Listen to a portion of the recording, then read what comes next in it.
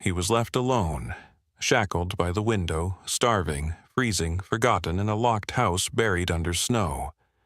20 days, no food, no voice, just a loyal heart refusing to give up. His name is Cooper, a golden retriever who waited when the world moved on. But then, a knock on the door, a cry in the dark, and a woman with her own scars walked in.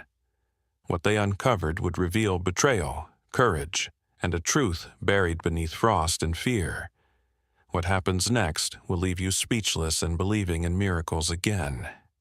Before we begin, tell me where are you watching from, drop your country in the comments.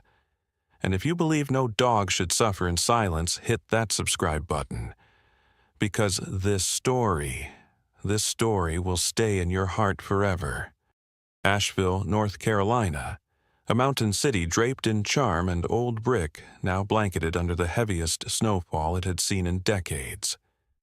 The Blue Ridge Mountains loomed like frozen giants in the distance, and the streets were hushed under a silence that only thick snow could conjure. On Evergreen Street, a narrow lane with maple trees bowed low, under the weight of ice, the world had seemingly paused. Doors remained shut.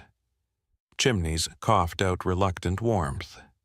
But in the third house on the right, a modest, beige-sided home with frosted windows and a single porch light blinking weakly, something was wrong. Fred Langley stood at the end of the driveway peering through the whitened glass with a mixture of concern and irritation. He was a wiry man in his early 70s, dressed in a brown wool coat that had seen better winters. His face lined with years of weather and war. He had once served in Korea, was pinched with unease. Fred wasn't prone to sentiment, nor was he the type to meddle in his tenants' affairs. But Ethan Palmer had never once missed a rent payment in 2 years, not once. Until now, and it had been over 3 weeks. Fred had tried knocking, calling, even yelling through the mail slot, but all he heard in return was a low, persistent whimper. Not human, not mechanical, a dog's cry. Ethan Palmer, a 34-year-old software engineer, had moved to Asheville to escape the chaos of Silicon Valley. Slender, soft-spoken, with short dark blonde hair and a pair of round glasses perpetually slipping down his nose, he was the kind of tenant every landlord dreamed of, punctual, polite, and quiet. He worked remotely for a cybersecurity firm out of Boston, and rarely went out beyond the occasional morning jog with his dog Cooper. Cooper was a golden retriever of about 5 years, his fur the color of late autumn leaves now matted from days of neglect. The dog had been Ethan's shadow, always by his side during coffee runs, walks in the park, even virtual meetings. Neighbors often saw them together on the trails near Bent Creek, Cooper bounding ahead with joyful energy, Ethan trudging behind with earbuds and a thermos in hand. But since the storm there had been no sign of either, only the sound of barking each night growing more hoarse. Across the street, in a 2-story house with pastel blue shutters, 7-year-old Millie Denton pressed her nose to the frosted window pane. Millie was a curious child, wiry like a twig with a halo of frizzy brown hair, and glasses too large for her small, freckled face. She had a habit of noticing what others missed, like how the mail never got picked up from Mr. Ethan's box, or how the dog's cries had a rhythm like a pleading song. She had told her parents, both accountants working remotely and chronically exhausted, but they'd brushed it off. Probably just some neighborhood mutt. So Millie began to record the barking on her mom's old tablet. She gave each night a name: Lonely, Monday, Coldest Thursday, the night he howled twice. The snowstorm had buried the town and locked doors shut, but the silence around Ethan's house wasn't peaceful. It was suspicious. Fred Langley stood longer than usual that morning. Something in the wind, or maybe in his bones, told him it was time to act. He trudged through the snow boots, cracking the icy crust, and knocked once more. Then he pulled out the spare key against regulations, perhaps, but this was different. The lock clicked. He opened the door. The cold hit first. the kind of unnatural chill that doesn't belong inside a house. Fred stepped inside, his breath misting before him. The living room was dark, the curtains drawn. The air smelled of mold and something else. And then he saw the dog. Cooper lay by the front window, ribs visible, eyes half closed. A thick metal chain held him fast to the radiator just long enough to let him reach a small bowl, now frozen over. He didn't growl. He didn't bark. He merely looked up, his once amber eyes dull with fatigue. Fred's heart squeezed a strange and unfamiliar ache. He knelt beside the dog and gently touched the matted fur. "Jesus, boy, what happened to you?" He pulled out his phone and called someone he never thought he'd need again. Asheville Animal Emergency Response. Within the hour, a black SUV pulled up, crunching into the frozen driveway. From it stepped Claire Monroe, a lean woman in her mid-30s with a military gait and eyes that had seen deserts and death. Her raven black hair was tied tight behind her head, and beneath the padded rescue vest she wore the tattoos on her arms peeked out like shadows. Claire had served 2 tours overseas before coming back stateside and trading battlefield triage for animal rescue. Some said she was running from ghosts. Others believed she simply found something purer in dogs than she ever had in humans. She moved quickly clinically, but when she saw Cooper, something in her posture softened. She crouched beside him, unhooked the chain, and lifted him into her arms with surprising gentleness. 20 days, she muttered, scanning the frostbite on his pads and the sunken stomach. And no one came. Fred shook his head. If that dog hadn't kept barking, I might have thought Ethan just skipped town. Claire's brow furrowed. Someone doesn't just skip town mid-snowstorm, not without their dog, not like this. They loaded Cooper into the back of her vehicle, wrapping him in heated blankets. As Claire glanced at the frost-lined interior of the house, she noticed something odd, a laptop sitting on the coffee table, its battery cover missing. That would be for another day. As the SUV pulled away, Millie Denton filmed the whole thing from her window, Cooper being carried away like a wounded soldier. She didn't know why, but she whispered to herself, "Come back, okay?" And the street fell silent once more. But something had shifted. The snow hadn't melted. 20 days had passed since the storm first swallowed Asheville, and though the city had cleared the main roads and life began to creak forward again, Evergreen Street remained frozen in time, its sidewalks layered with ice, its houses hushed in white.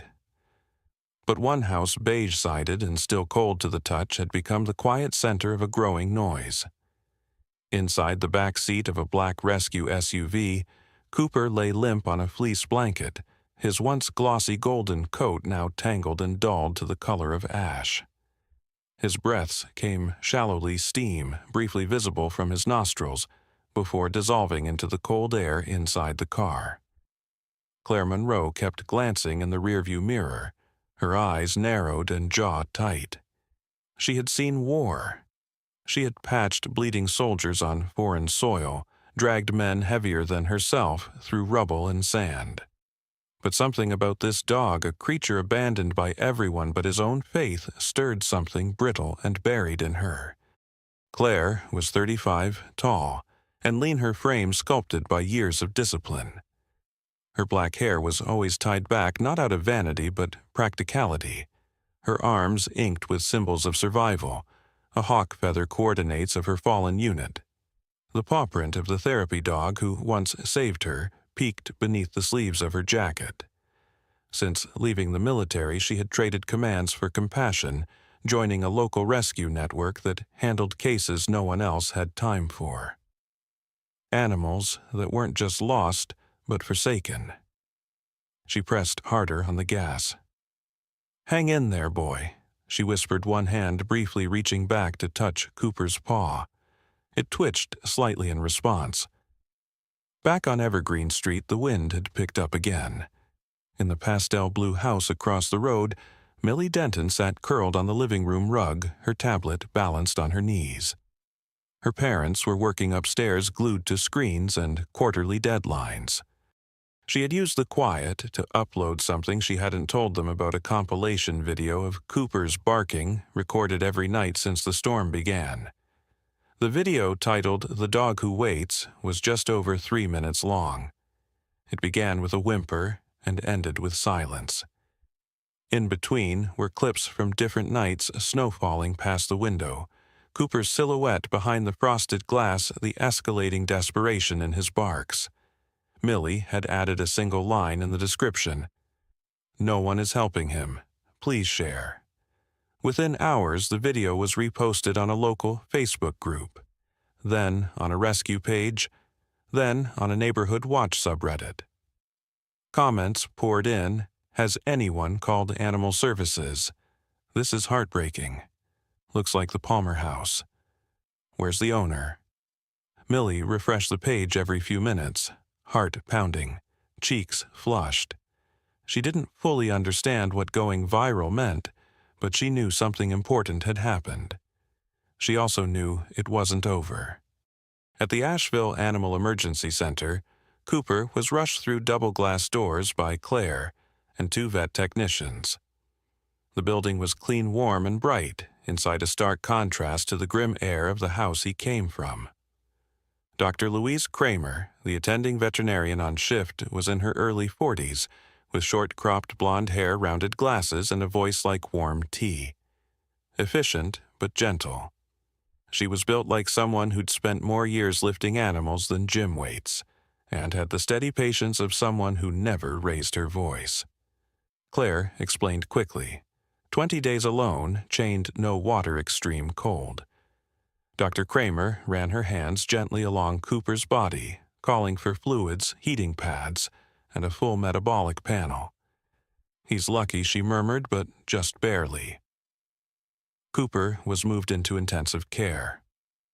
Claire sat in the corner of the room, elbows on knees, watching as machines were hooked up to his frail frame.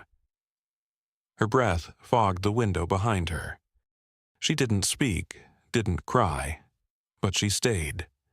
Hours later, after Cooper had been stabilized, Dr. Kramer returned with news. "His kidneys are under stress, but he's a fighter. He must have licked condensation from the window, survived on desperation and instinct." She paused, then added, "Dogs like this, they don't survive just by accident." He waited for someone.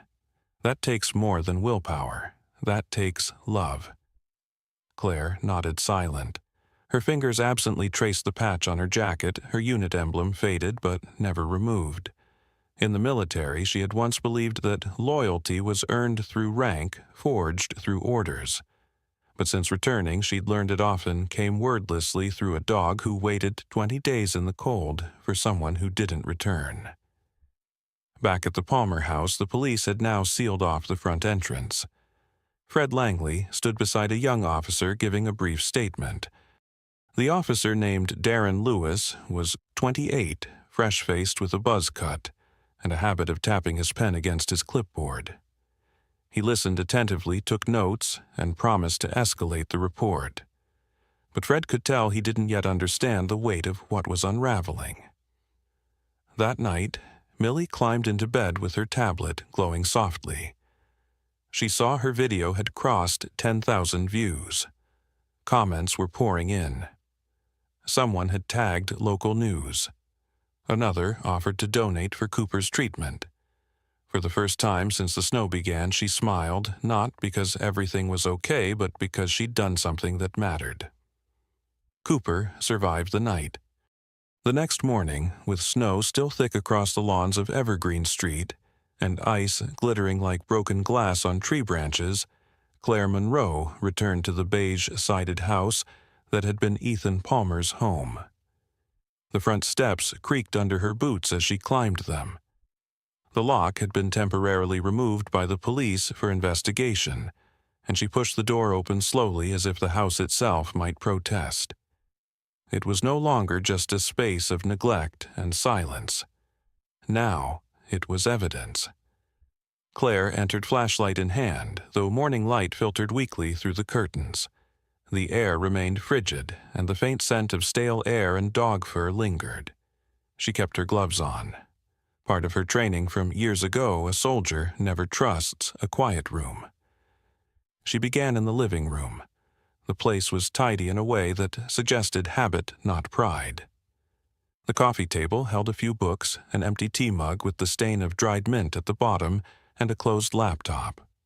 She squatted down and carefully opened the device. It didn't power on. Curious, she flipped it over. The battery was missing. Her breath caught slightly. She unscrewed the back cover with a multi-tool from her jacket pocket, one she hadn't used since her last deployment. Inside, the hard drive slot was empty. No battery, no data. She frowned, staring at the hollow space. You didn't disappear. You were erased. Across the room, Cooper's empty leash hung by the door. She turned to glance at it. Then noticed something else, an olive-green winter coat slung over the back of a chair. At first, she assumed it might have been Ethan's. But then she spotted the tag on the inside X-Track technical gear, a brand often used by hikers and outdoorsmen, not the tech types like Ethan. Claire approached, reached out, and picked up the coat. It was far too large to be Ethan's frame. And it smelled different, earthy, slightly musty, and something else underneath cheap cologne. She didn't even need to wonder long. Cooper had told her already. The day before, when she had moved Cooper off the floor, she'd laid this coat aside without a thought. But now, remembering how the dog had growled faintly, barely conscious, but still alert when her hand brushed past the sleeve, the weight of it pressed harder in her thoughts. She folded the coat and placed it in a sealed evidence bag she brought from her Jeep. Not official police property, not yet, but she'd seen too many cases ignored by red tape to wait for permission. Moving into Ethan's home office, Claire found a sparse but organized space. A standing desk, a second monitor, a few sticky notes clustered around the frame. She scanned the notes, recognizing familiar patterns, sequences of random characters, likely encryption keys or hash codes. One note had a time written in bold, 3:37 a.m. She frowned. The handwriting was Ethan's careful, symmetrical, almost obsessive. She snapped a photo of the wall with her phone and began checking the drawers. Pen's USB drives a notebook.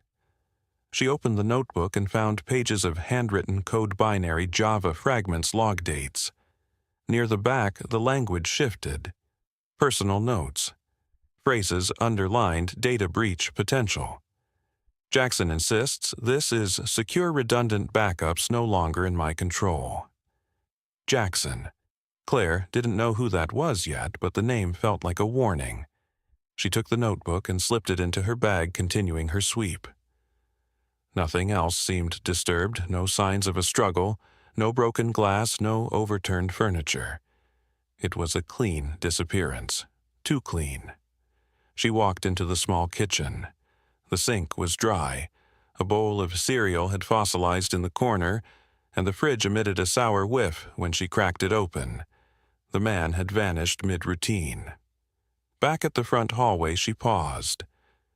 Something had caught her eye on the floor near the heater, almost hidden by a fallen boot. She knelt down and picked it up, a torn envelope. Addressed to Ethan Palmer. From a company named Nexorisoft, Inc. Claire narrowed her eyes. She'd heard of them. Ethan had mentioned the name once in a brief conversation at the shelter's fundraiser last fall.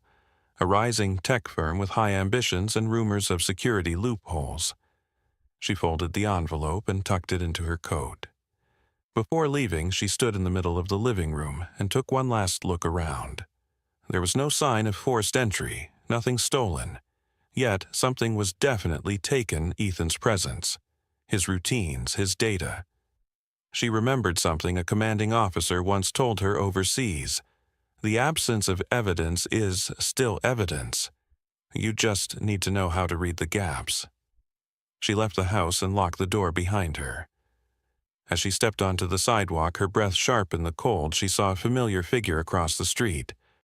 Millie Denton stood bundled in a puffy purple coat boots up to her knees and a woolen hat with pom-poms. She held her tablet against her chest and waved shyly. Claire crossed the street and crouched beside her. "Hi there, you're Millie, right?" Millie nodded. "I saw your video," Claire said. "It helped save Cooper." Millie's eyes lit up and her smile was hesitant but proud. "I didn't think anyone would watch it, but then people started asking questions. And then I saw you come." Claire looked at her for a long moment. This child had done what adults had failed to do. She listened and she acted. "Keep doing what you're doing, Millie. The world needs more ears like yours." Millie blushed and nodded again. "Is Cooper okay?" "He's getting better," Claire said softly. "But he still remembers. And he's still trying to tell us something." Millie's eyes flicked toward Ethan's house. "Do you think Mr. Ethan's in trouble?" Claire stood slowly, her gaze sharp and distant. "I think he was trying to stop something, and someone didn't want to be stopped." The veterinary recovery room was dimly lit, kept quiet by soft music playing from an old portable radio set on a shelf above the medicine cabinet.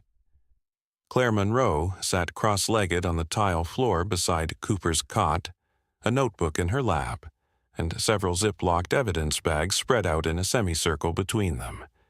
The air smelled faintly of antiseptic and wet fur. A low hum from the heating system filled the silence. Cooper, still weak but alert, lay curled on a padded fleece blanket.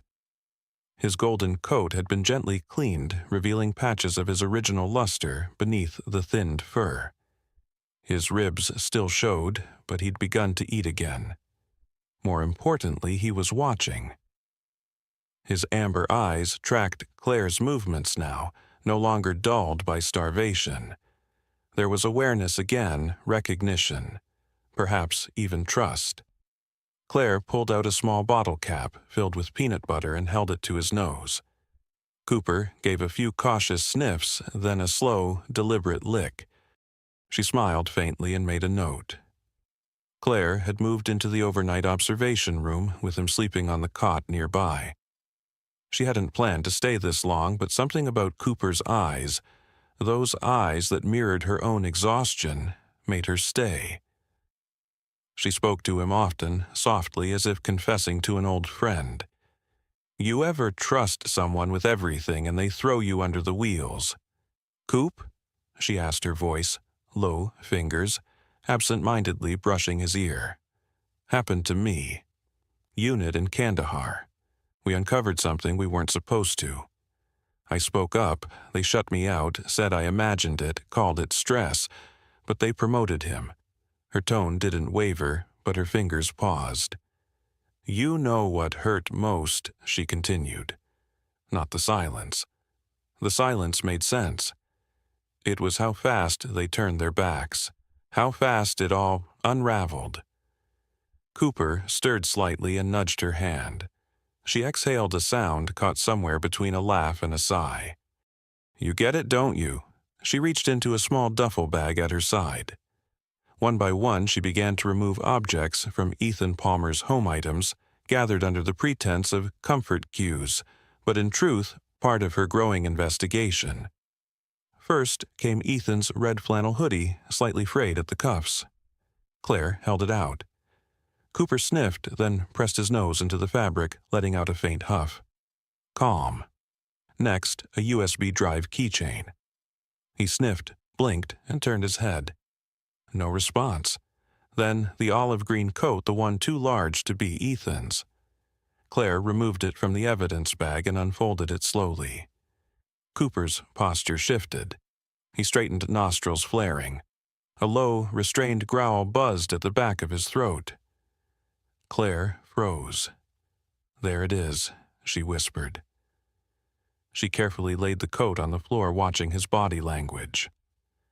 Cooper didn't lunge, but he didn't look away. His eyes locked on the coat as if expecting it to move. Claire made another note, then folded the coat back into the bag.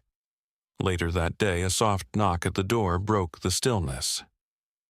Claire looked up to see Millie Denton peeking through the glass, her tiny figure wrapped in layers of pink and purple. Behind her stood her mother, a woman in her late 30s with a kind but exhausted face. Emily Denton, tall and soft-voiced, dressed in a beige cardigan and a scarf that looked hand-knitted.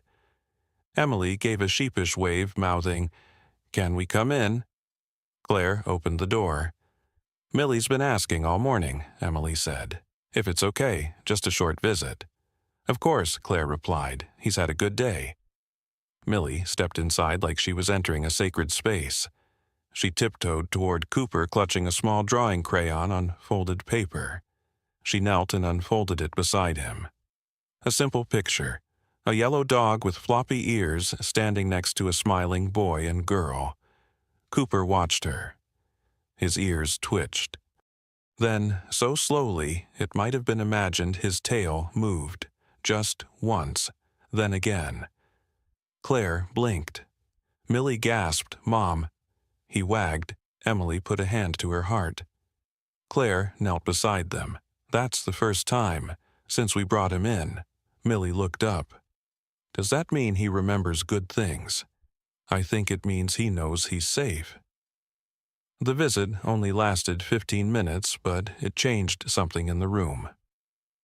After they left, Cooper rested his head on Claire's leg and didn't flinch when she placed her hand on his back. Later that evening, Dr. Louise Kramer entered for her routine check-in. The vet, with her short blonde hair and kind eyes behind thick glasses, gave Cooper a gentle scratch behind the ears and read his vitals aloud. Stable, eating. Pups made of tougher stuff than most humans I know. Claire nodded. He recognized the coat, the one that wasn't Ethan's. Dr. Kramer raised an eyebrow. "You think it belongs to someone involved, I think Cooper does. And I think it triggered something deep, like memory that bypasses language." Dr. Kramer tilted her head. "Dogs don't forget smells, not the good ones, not the bad." Claire closed her notebook. "Then let's hope that memory helps us find Ethan." As the night deepened and the radio played a distant piano piece, Cooper slept beside Claire's cot. His breaths had steadied. His tail now occasionally flicked in sleep. And when Claire turned off the light, she whispered not to the room, but to him. "Whatever happened out there, you remember it for both of you. Okay, I'll handle the rest." Black Mountain rose like a slumbering giant east of Asheville, its wooded slopes cloaked in ice and silence. The town beneath it was still recovering from the storm, but the mountain trail's narrow winding and blanketed with weeks-old snow had remained untouched by hikers and largely ignored by search teams. It was here that Claire Monroe found herself again wrapped in her military canvas coat boots, crunching on frozen soil, as she followed the only guide who seemed to know where to go, Cooper. He walked ahead of her, golden fur, brushed with flakes, still thin but more sure-footed than he had been a week before. He paused often, nose low to the ground, ears twitching, tail swaying stiffly behind. He wasn't rushing, he was tracking. Fred Langley brought up the rear, breathing heavily through a thick scarf, his breath misting in the air. The landlord had insisted on coming. "He's my tenant, not just a name on a lease," he'd said earlier that morning. Though nearing his mid-70s, Fred had a stubbornness that hardened with cold. His heavy coat sagged slightly with the weight of snow, and his steps were cautious but determined. They weren't alone. Deputy Hannah Reyes walked a short distance behind Fred. She was a Latina woman in her early 30s, tall, athletic, with a brown braid tucked under a wool cap and dark eyes that scanned the trees with trained precision. Calm but firm, Hannah had a background in search and rescue before joining the Buncombe County Sheriff's Office. Her voice carried quiet authority, and she carried herself like someone used to being underestimated and never surprised by danger. She hadn't known Ethan personally, But when the station reviewed Millie's video and Claire's field notes, she volunteered for the search. Too clean a disappearance, she'd muttered, never sits right. Millie Denton, of course, wasn't supposed to be involved. But Claire had made a mistake telling her where they'd be searching, and Millie, resourceful as ever, had found a way. From her bedroom window, she flew her dad's old drone. The drone was clunky with chipped plastic wings and faded blue casing, but Millie had learned to maneuver it better than most kids her age. Perched beneath her curtains, she guided it across the tree canopy above Black Mountain, watching the live footage on a cracked tablet screen. Her fingers trembled slightly in the cold, but her focus never broke. Come on," she whispered. Down below, Cooper stopped abruptly, his nose buried into a snowdrift near the base of a pine tree. He circled once, then let out a sharp bark, short, insistent. Claire rushed forward and knelt beside him. She pulled her gloves off and sifted through the snow. Fred watched her from a few feet away. "What is it?" Claire didn't answer at first. She brushed away more snow until her hand hit something smooth and rectangular. It was a wallet. She lifted it slowly, her breath catching. It was soaked but unmistakable black leather, a worn corner, and the initials EP barely visible on the inside flap. Fred stepped closer. "That's his." No question. Claire opened it. The ID was intact, though damp Ethan Palmer address still Evergreen Street. The credit cards were missing. Cash too, but the wallet hadn't been dropped by accident. It had been placed. She looked around the area. The snow here was disturbed barely, but enough. A few twigs snapped in unnatural patterns, a faint drag mark leading deeper into the woods. Deputy Reyes joined her eyes, narrowing at the scene. Someone dumped it. That, or tried to make it look like he ran. Claire shook her head. He wouldn't leave Cooper. He wouldn't just vanish. This feels planted. Reyes took out her radio and called for backup to log the wallet as evidence and flag the area for search grid expansion. Cooper stood silently now, nose tilted into the wind as if waiting for the next move. Then, without warning, he turned and began to trot toward a narrow trail leading upward. Claire followed. They climbed for another quarter-mile before the trail bent around a rocky ridge, the snow now thinner but crusted with red specks that stood out like ink against parchment. "Blood," Claire said, crouching beside one. Reyes crouched, too, brushing her fingers along the edges. Old, frozen. A few days at least. Fred stood behind them, silent, face pale. Claire scanned the area. No footprints. No recent ones, at least. Reyes rose. He might have been here, hurt, but he kept moving. Above them, the drone buzzed faintly. Millie, sitting cross-legged on her bedroom floor, saw the flicker of red in the trees. She tapped capture and took a screenshot. Then she noticed something else, a shadow between two pine trunks, a strange divot in the snow like something had lain there for days. She pressed her mic and spoke into the radio her dad kept for emergencies she'd hacked into it earlier that week. "There's something by the ridge," she whispered. "South side, near the clearing." Claire's radio buzzed. "Say again?" Reyes asked, puzzled. Claire grabbed the device. That voice, Millie Moore, static. Then I see a shape. South side, big one, like a body. Claire and Reyes exchanged glances. Then both took off running in that direction, Cooper sprinting ahead. Fred stayed behind, pulling out his phone, his hands trembling. The wind howled. The trees closed in. But somewhere in the frost, the mountain had started whispering the truth. The clearing where the drone had spotted movement wasn't large, barely a depression between two ice-crusted ridges, surrounded by leaning pine trees that filtered the gray daylight into long shadows. Cooper reached it first, paws digging into Snowtail, stiff with tension as he barked once short, alert, not panicked. Claire Monroe arrived seconds later, heart racing from the climb, her breath hot in her throat as she skidded to her knees beside the spot Cooper circled. There, half buried beneath a shallow drift of snow, was a body. No visible wounds. One boot missing, clothes stiff and frozen. But the shape was unmistakable male about Ethan's height and build, curled as if trying to conserve warmth in the last moments of awareness. Claire reached forward, brushing snow away from the man's face with trembling fingers. Pale skin cheeks tinged faintly blue. Eyes closed. Lips parted just slightly. Fred and Deputy Hannah Reyes caught up, their faces tightening when they saw the figure in the snow. Fred stumbled forward, dropping to his knees beside Claire. "Ethan," he whispered. Claire didn't answer. She was already checking for a pulse, low faint, but there. Barely. Her fingers pressed harder, and for one terrifying second she felt nothing. Then thump. Slow, but there. "He's alive," she said hoarsely. "We need a medevac now." Reyes activated her radio voice sharp. "We've located a live subject. Male, early 30s, unconscious, severe hypothermia.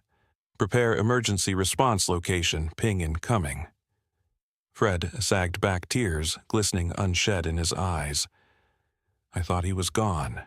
Claire looked down at Ethan again.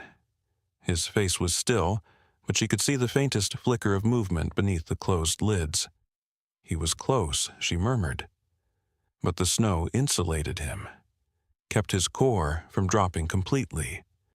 Within 20 minutes, the emergency team arrived, 2 medics and a stretcher pushing through the trail with careful urgency. One of them, a lean black man in his 40s named Sam Jennings, wore an insulated red jacket and moved with brisk expertise. "Hypothermic bradycardia," he muttered as he worked. Seen it before with lost skiers. The snow sometimes saves them paradoxically. The other medic, a young woman named Brielle Shan Petit, with a calm voice and clipped black hair tucked into her beanie-administered warm IV fluids, and helped roll Ethan gently onto the stretcher. Claire walked beside them as they carried him back down the mountain. At the foot of the trail, an ambulance waited. Inside, heated air met frozen breath, and Ethan's body was carefully connected to warming blankets, his vitals monitored. Claire stayed outside watching the doors close. Her hands were still shaking. "You okay?" Reyes asked softly, coming up beside her. Claire nodded. "He survived. After all that time." Reyes studied her. "You know him?" Claire exhaled. "I didn't, but I recognized him when I saw his student ID. We went to college together, same university, never met. But I remember the name. He used to organize open-source hackathons. I attended one once." Reyes arched a brow. A small world. Too small sometimes. Hours later, at Asheville General Hospital, Ethan was moved into intensive care. His body had been warmed gradually to avoid shock. His heart was beating. Still weak, still low, but steady. Dr. Miriam Cole, the attending physician, was in her 50s with silver-streaked hair tied into a tight bun and a crisp voice that brooked no nonsense. She'd seen her share of miracles and tragedies both, and this case hovered on the line between the two. "If he wakes up within the next 48 hours, we'll have a better idea," she told Claire, standing beside the window of Ethan's room. "There's swelling in the brain, but nothing catastrophic yet. He may have fragments of memory, or nothing." Claire nodded, arms folded. "There's someone I want him to see when he wakes." Dr. Cole frowned, then softened when she realized. The dog Cooper seated at Claire's feet gave a low wag, as if on cue. Dr. Cole gave a small smile. "He can visit, just be mindful of the noise levels and equipment." Later that evening, Claire entered Ethan's room with Cooper on a short therapy lead. The dog was clean fur-brushed body, stronger than it had been since his rescue. As they stepped in, Cooper didn't hesitate. He walked directly to the side of the bed, placed his front paws gently on the edge, and looked at Ethan.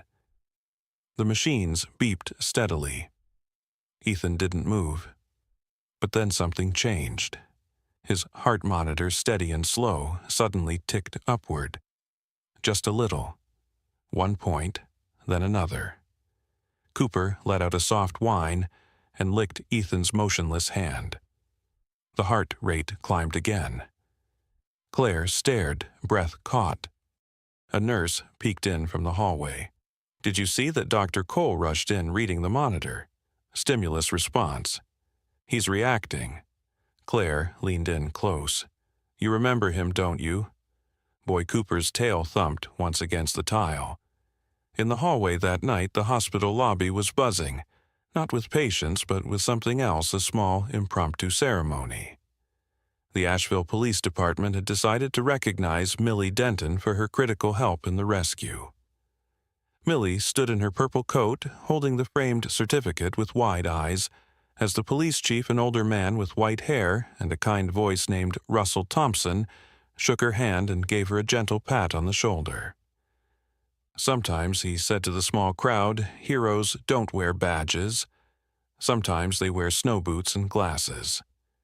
Millie beamed. Beside her, Emily Denton smiled, with a mixture of pride and disbelief, her hand resting on her daughter's shoulder. From the upper floors, Claire watched it unfold.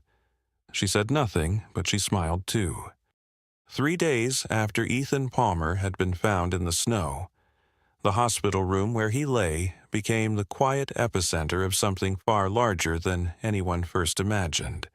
His vitals had stabilized, but he remained unconscious, body still healing, mind trapped behind a wall only time or truth could dismantle. But outside his room, pieces of that truth were beginning to fall into place. Detective Marcus Hale leaned over the edge of Claire Monroe's notebook, a pen in one hand, his other resting on the arm of a weathered leather chair in the hospital conference room.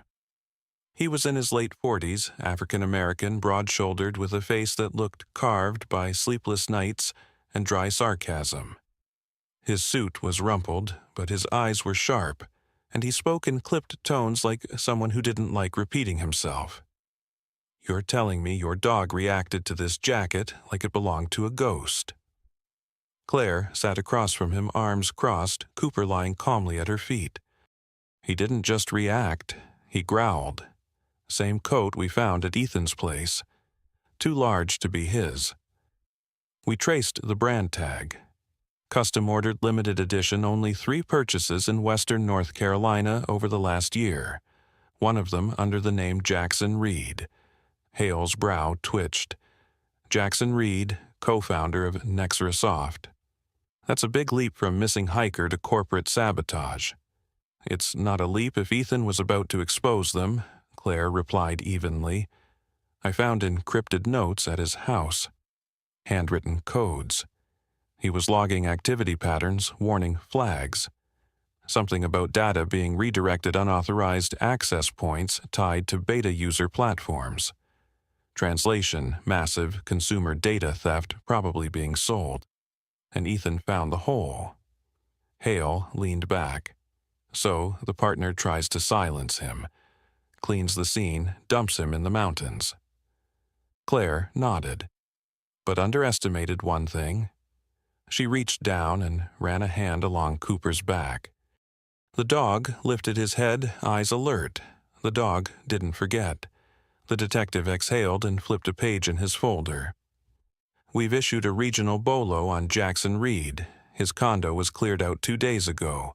No phone activity, no credit cards used. We're checking security footage from airports and train stations, but so far he's a ghost." Claire's gaze narrowed. Maybe not for long. That afternoon, the hospital buzzed with news a regional tech expo was being hosted at the Asheville Convention Center only 4 blocks away.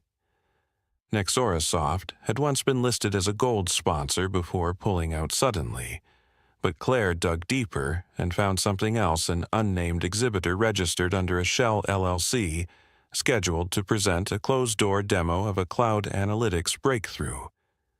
the alias on the badge John R. Ellis.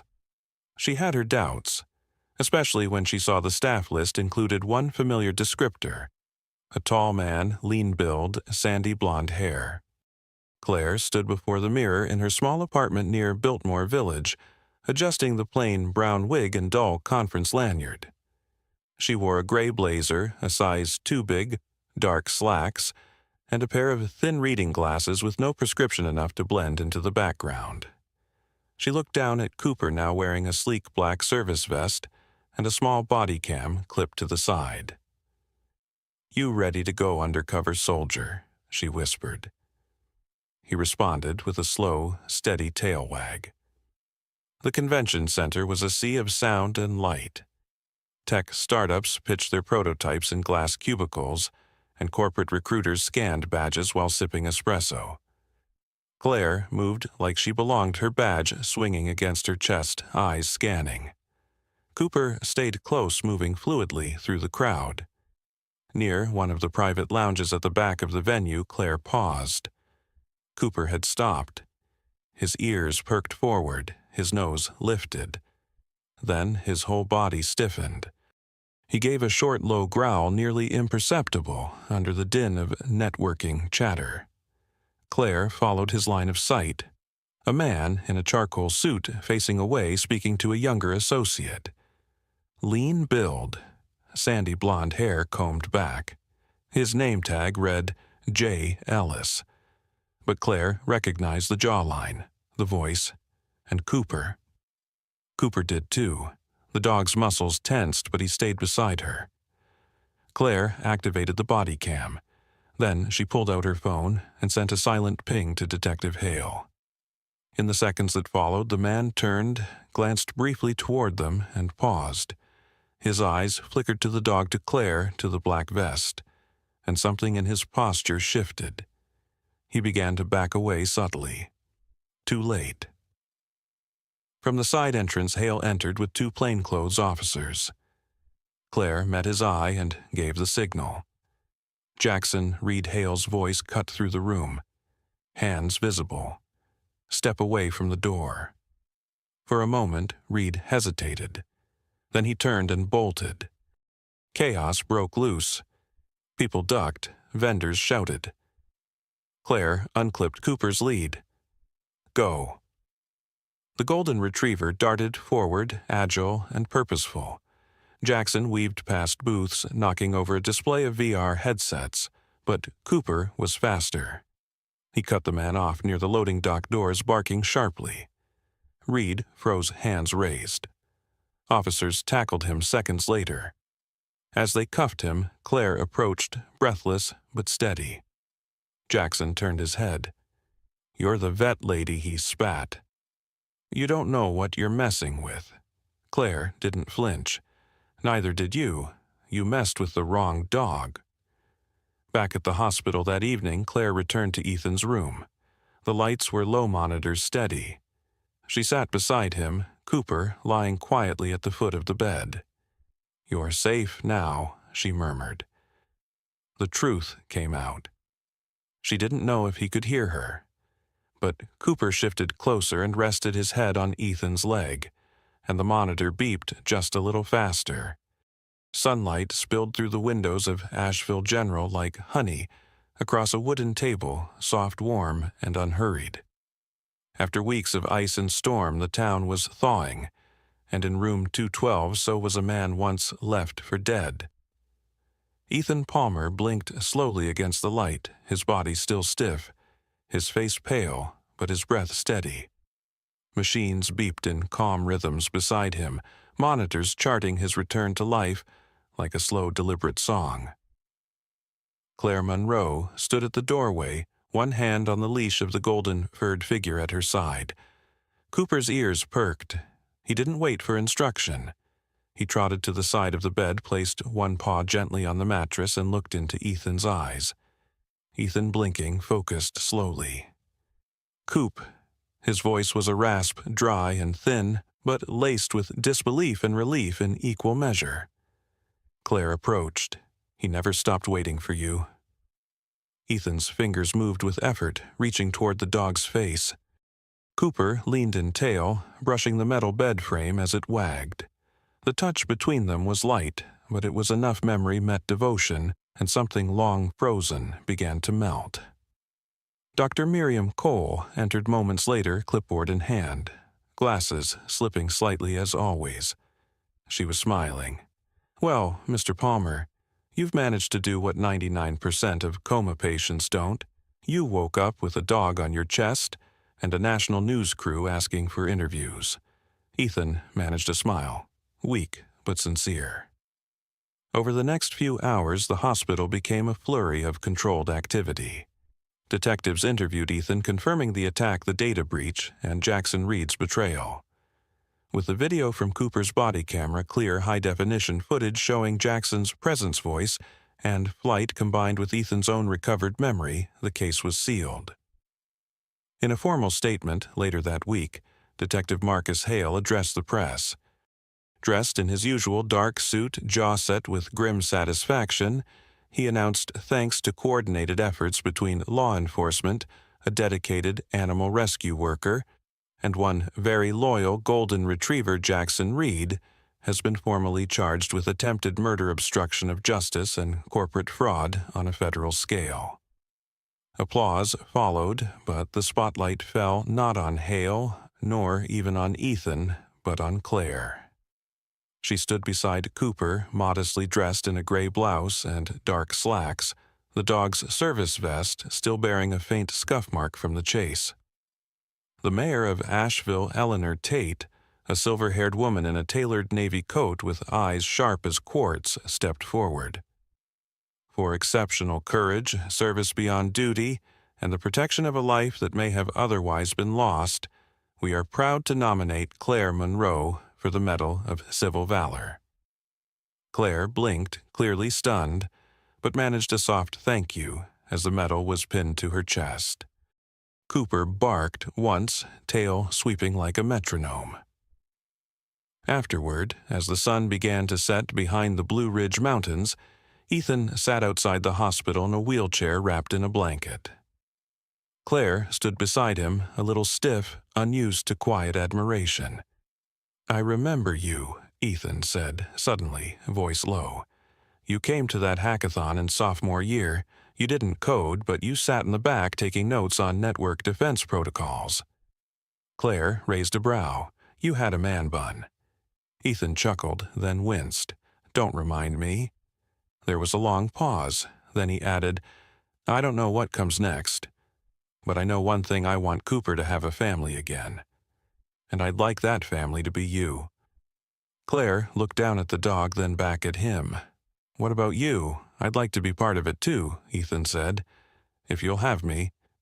A few days later, on the grassy field outside the Asheville Veteran Wellness Center, a small crowd gathered. Not reporters this time, just people who understood healing. Soldiers with lined faces, therapists in soft pastels, patients who spoke more with their eyes than their mouths. Claire had taken a position as a trauma support liaison at the center. It wasn't her dream job, but it felt like purpose. Cooper was by her side, newly certified as an emotional support dog, wearing a light blue vest embroidered with the center's emblem. The first patient he was introduced to was Sam Keller, a 28-year-old Marine with PTSD. Sam was tall, scarred with trembling fingers, and a permanent slouch that said, "Don't touch me." But when Cooper patted toward him, nuzzling Sam's knee, the soldier's hand didn't flinch. It rested on the dog's head and stayed there. From a bench nearby, Millie Denton watched with shining eyes, legs swinging as she held a sketch pad in her lap. She had drawn Cooper as a superhero, cape, badge, and all. Ethan sat beside her, still pale but stronger now, his right arm in a sling. He pointed at the drawing. "You forgot the part where he saves the world." Millie grinned. "That's chapter 2. Sometimes miracles don't arrive with thunder or light. Sometimes they come on 4 legs with a wagging tail and eyes that refuse to give up even when the world does. In a world full of noise, it was a silent dog that carried the truth." In the coldest night it was loyalty that lit the path home, and when hope seemed buried under snow it was love, steadfast, quiet, and God-given that brought a man back from the edge of death. This story reminds us that no act of kindness is ever wasted, that even when we feel forgotten, heaven watches. Sometimes the hands God sends us are paws, and sometimes the loudest prayers are answered in the soft nudge of a dog who remembers. If you believe that love can heal, that loyalty is sacred, and that God still works miracles through the small and faithful, then this story was meant for you. Share it with someone who needs hope. Subscribe to our channel for more stories that remind the world of grace in unexpected places. And if you believe animals are angels in disguise, comment Amen below, and let the world know you're watching with a faithful heart. May God bless you and your family, and may you always have a Cooper in your life.